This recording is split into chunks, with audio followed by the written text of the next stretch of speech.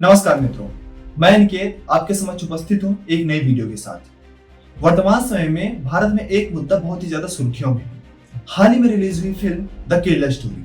क्या यह मूवी सच्चाई है या फिल्म के निर्माता लोगों में सिर्फ झूठ बांट रहे हैं? क्या यह मूवी एक प्रोपेगेंडा है?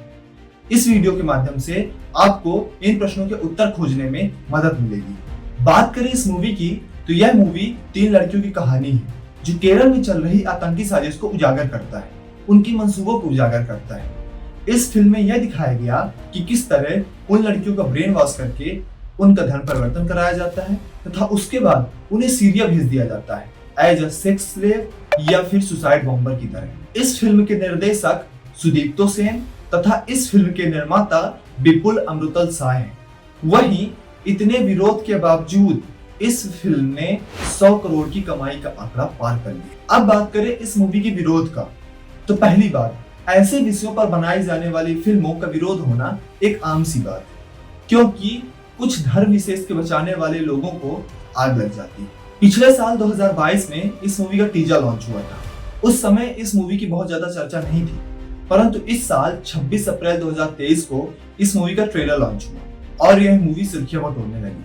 कुछ लोग इस मूवी की रिलीज का विरोध करने लगे, वहीं इसने लोगों का भरपूर समर्थन भी प्राप्त किया। द केरला स्टोरी मूवी के विरोध करने वालों का मूल कारण यह है कि यह मूवी एक धर्म विशेष को टारगेट करके बनाई गई।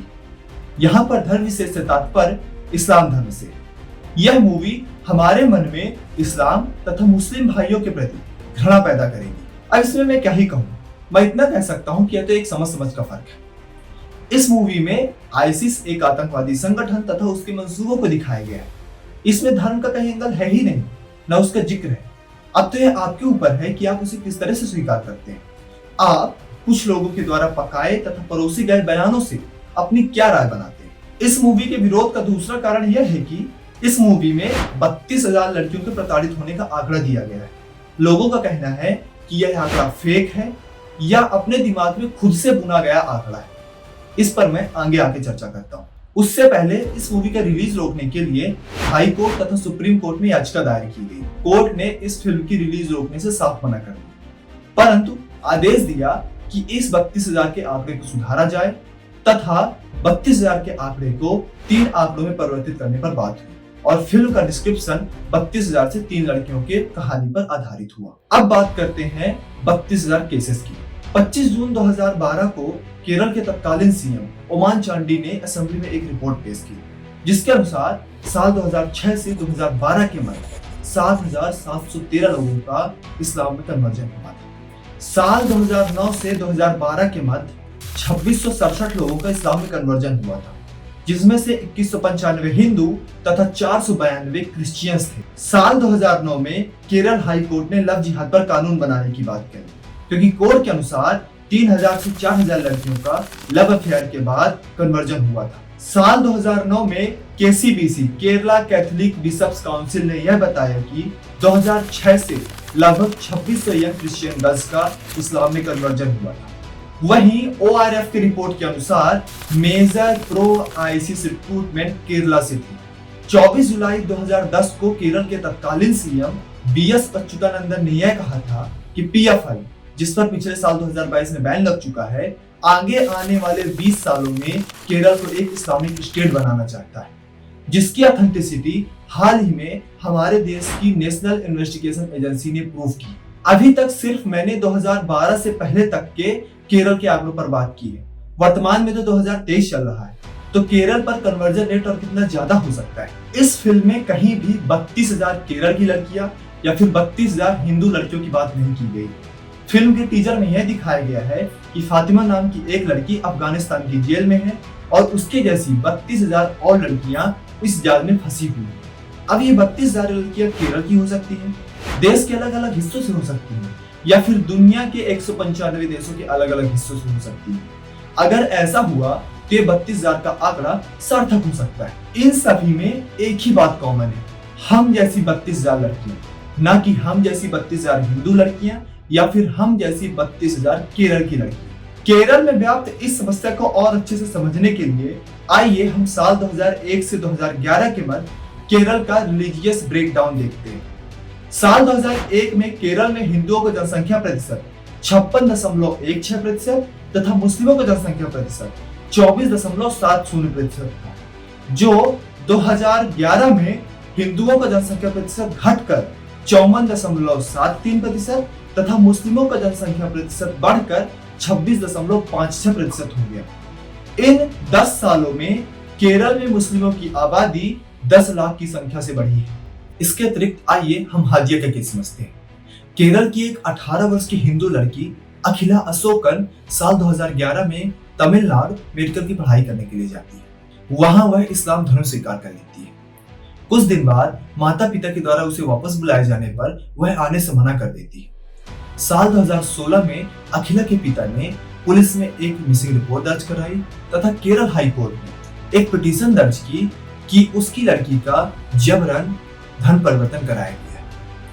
इसी समय अखिला ने अपना नाम बदलकर हादिया कर लिया तथा केरल हाई कोर्ट में बयान दिया कि उसने अपनी मर्जी से अपना धन परिवर्तन किया। केरल हाई कोर्ट ने अखिला के पिता की पिटीशन खारिज कर दी। इसी बीच साल 2018 में अखिला के पिता ने एक सेकंड पिटीशन दायर की, जिसमें उन्होंने कहा कि एक रेडिकल मुस्लिम ऑर्गेनाइजेशन अखिला को अब्रॉड भेजकर आईसिस ज्वाइन कराना चाहता है। इसके अलावा अखिला ने साफिन जहान नाम के एक व्यक्ति से निकाह कर लिया। इस व्यक्ति का पीएफआई से कांटेक्ट थे तथा इसके ऊपर 4 क्रिमिनल केसेस भी दर्ज थे। यह पूरी की पूरी मूवी इसी कहानी के इर्द गिर्द घूमती है। वहीं केरल पुलिस ने यह बताया कि लगभग 100 लोगों ने इस्लामिक स्टेट आईसिस ज्वाइन कर लिया। साल 2016 में टाइम्स ऑफ इंडिया की एक रिपोर्ट के अनुसार पिछले 5 वर्षों में लगभग 6000 लोगों का कन्वर्जन हुआ था। अब आप ही सोचिए, ऐसी कितनी ही मिसिंग फाइल्स कहीं दबी पड़ी होंगी। वैसे भी सीरिया में उतरकर किसी ने सर्वे नहीं किया है। अमेरिका, रूस, फ्रांस, जर्मनी सभी ऊपर से आए, एयर स्ट्राइक्स की, बम गिराए और ऊपर से ही चले गए। तो एक्चुअल आंकड़ों का किसी को भी वैसे भी ज्ञान नहीं है। जनरली मैं इतने ज्यादा फैक्ट्स पर बात करना पसंद नहीं करता, क्योंकि इस वीडियो में मैंने बहुत से फैक्ट्स प्रोवाइड कर दिए, परंतु कुछ लोग इस मूवी का मूल उद्देश्य भूलकर केवल नंबर्स गिनने में लगे। इन लड़कियों का आंकड़ा 30,000 है, 32,000 है, 3 है या 1 है। यह हमारी सोसाइटी की सैड रियलिटी है। हम बहुत ही जल्दी बहकावे में आते हैं। हमें परोस कर दिए हुआ खाना ज्यादा पसंद है, ना कि स्वयं उठकर स्वावलंबी बनकर स्वयं के लिए खुद खाना परोसना। वैसे भी यह फिल्म किसी भी तरह से इस्लाम विरोधी नहीं है। इस फिल्म में आतंकवादी गतिविधियां दिखाई गई, उनके मंसूबे दिखाए गए। अब ये 3 कहानियां किसी धर्म विशेष से रिलेटेड हैं, तो क्या सच्चाई दिखाना बंद कर दी? वास्तव में यह तो एक स्वतंत्र राष्ट्र में किसी व्यक्ति की आजादी का हनन है। वैसे तो कितनी ही मूवीज में हिंदू बाबाओं को ढोंगी और पाखंडी दिखाया गया, पीके, ओ माय गॉड और आश्रम इसके जीते जाते हैं। परंतु हमारे देश के कुछ बुद्धिजीवी नेता वोट बैंक के चक्कर में लोगों में हेट फैलाने का कार्य करते हैं। बंगाल की सीएम ममता बनर्जी ने इस मूवी को मुस्लिम विरोधी कहकर राज्य में इसे बैन कर दिया। केरल के सीएम ने तो इसे प्रोपेगेंडा ही घोषित कर दिया। मेरे अनुसार यह आंकड़ा 32,000 हो, 5 हो, 3 हो या सिर्फ 1 हो, क्या ही फर्क पड़ता है नंबर से। मेरे अनुसार इवन 1 is too many। हमारा ध्यान तो मेन मोटिव पर होना चाहिए, ना कि नंबर्स पर। विरोध करने वालों का मूल कारण कभी भी यह नहीं हो सकता है। यह उनके मन में बैठे किसी भी डर को इंगित करता है। उनके मन में लोगों में फैल रही जागरूकता से उत्पन्न हुए भय को प्रदर्शित करता है। नंबर्स गिनाकर लोगों को वास्तविक उद्देश्य से भटकाने का प्रयास किया गया। इसके लिए कुछ लोग पहले से उपस्थित हैं या कह सकते हैं हायर किए गए। अब मैं यहाँ पर फिर से चर्चा करना चाहूंगा ध्रुव राठी की। यह व्यक्ति जब तक सोशल इश्यूज में वीडियोस बनाता है तब तक बहुत अच्छा काम करता है, परंतु इस व्यक्ति को भारत के हर पॉलिटिकल इशू और हर रिलीजियस इशू पर, खासकर या कह सकते ज्यादातर हिंदू रिलीजियस इश्यूज पर वीडियोस बनाने की चुल है। जर्मनी में बैठा हुआ यह व्यक्ति इस मूवी को सिर्फ 3 लड़कियों की कहानी बोलकर, सिर्फ 3 लड़कियों की कहानी बोलकर बल्ला झाड़ रहा है। एक तो यह व्यक्ति 7,000 किलोमीटर दूर बैठकर, जिसे ग्राउंड रियलिटी की जीरो नॉलेज, वह हमें व्हाट्सएप यूनिवर्सिटी के छात्र बताकर इस फिल्म को प्रोपेगेंडा बोल रहा है। वास्तव में ऐसे ही लोग लोगों का ब्रेन वॉश करते हैं। जो मन किया, जैसे मन किया वैसे फैक्ट्स दिखा दिए। लगता है इन्हें आईसिस से सब्सिडी वाला गैस मिलता है या फिर मंथली सैलरी मिलती है। इस मूवी में भले ही 3 लड़कियों की कहानी दिखाई गई, पर यह अपने आप में हजारों लड़कियों का दर्द, उनकी चीखें, उनके परिवारजनों का दुख समेटे हुए। अगर केरल में इस हद तक कन्वर्जन बढ़ रहा है तो इसके लिए स्टेट गवर्नमेंट, सेंट्रल गवर्नमेंट और हमारे देश की सुरक्षा एजेंसियां सीधे तौर पर जिम्मेदार हैं। उन्हें सही समय पर ठोस व सही कदम उठाने चाहिए।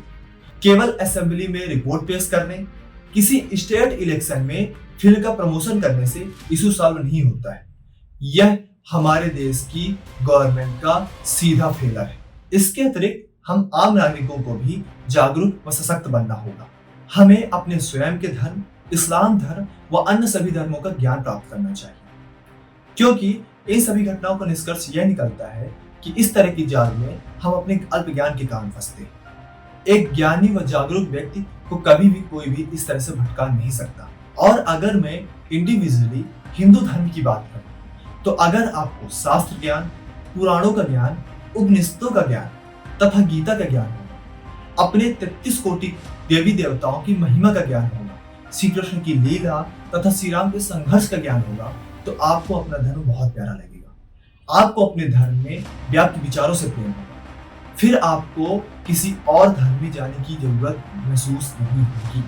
बाकी रही फिल्म के विरोध की बात, तो विरोध तो कश्मीर फाइल्स का भी हुआ। तो इसका तात्पर्य यह थोड़ी है कि कश्मीर में कश्मीरी पंडितों का जेनोसाइड नहीं हुआ। अंततः मैं यह कहूंगा कि आप जागरूक बने और सावधान रहें। धन्यवाद।